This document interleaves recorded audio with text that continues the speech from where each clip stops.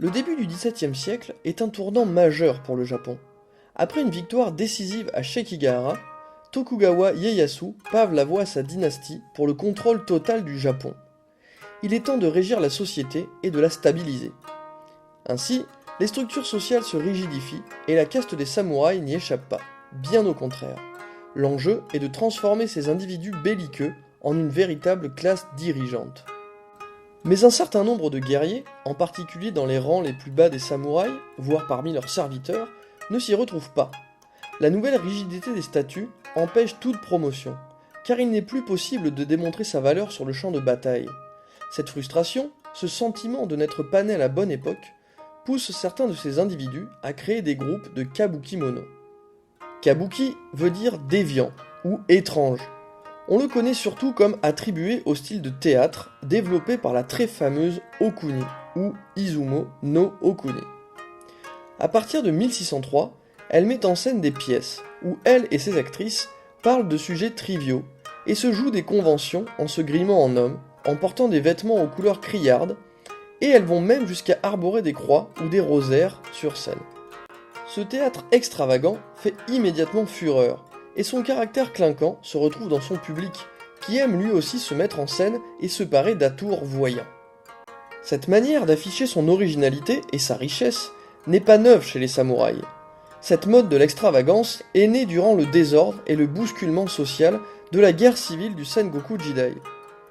On la retrouve d'ailleurs par moments chez les trois unificateurs du Japon.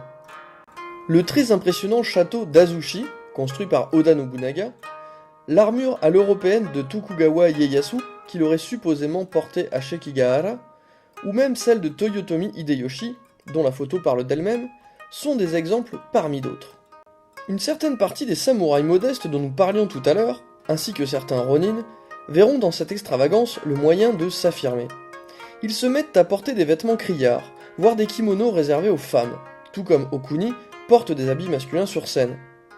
Leurs ceintures sont lâches, et leurs coiffures extravagantes, des cheveux longs qui retombent sur les épaules par exemple, ce qui dénote avec le shonmage strict du samouraï de l'ère Edo. À l'époque où un visage glabre est synonyme de dignité, ils préfèrent se laisser pousser la barbe. Même leurs armes hurlent leur différence. Leur sabre est en effet bien plus long que les katanas ordinaires, ce qui nécessite d'ailleurs un entraînement particulier. Et leur fourreau est au diapason de leur allure, c'est-à-dire paré de couleurs vives immanquables. La présence de kabuki-mono devient très vite problématique. En effet, les membres d'une bande de kabuki-mono n'hésitent pas à se défendre entre eux, et ce même aux dépens de leur devoir vassalique, qui est l'une des clés de voûte du système shogunal. Leur solidarité est telle qu'ils se nouent parfois des relations homosexuelles, voire pédérastes. Bien que ces mœurs soient encore tolérées, les kabuki-mono s'affichent en public très grossièrement, troublant ainsi l'ordre public que le shogunat tente d'instaurer. Enfin, ces samouraïs déviants ne doivent pas être vus comme de doux originaux. Ils sont en effet au mieux querelleurs, au pire dangereux. Ils avaient recours au duel au sabre pour régler un différend, ce que le shogunat avait pourtant proscrit pour éviter les débordements et calmer les ardeurs des samouraïs. Les chroniques de notre temps font aussi état d'une bande de kabuki-mono qui tourmente un bourgeois de la capitale et violente les femmes qui l'accompagnent.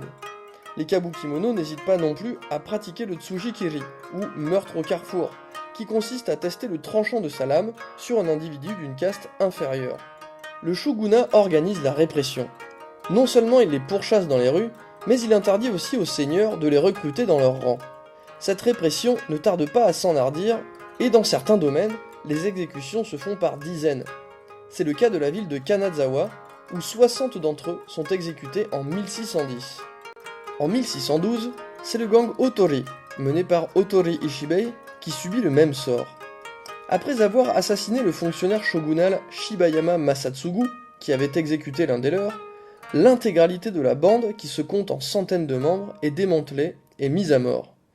Tandis que les édits et les exécutions se multiplient, le souvenir des prouesses guerrières du Sengoku Jidai finit par disparaître. Ainsi, le mouvement des kabuki-mono finit par disparaître de lui-même entre le milieu et la fin du XVIIe siècle. Parmi les kabuki-mono les plus célèbres, selon certains récits, on peut compter Fuwa Kazuemon, membre des légendaires 47 Ronin.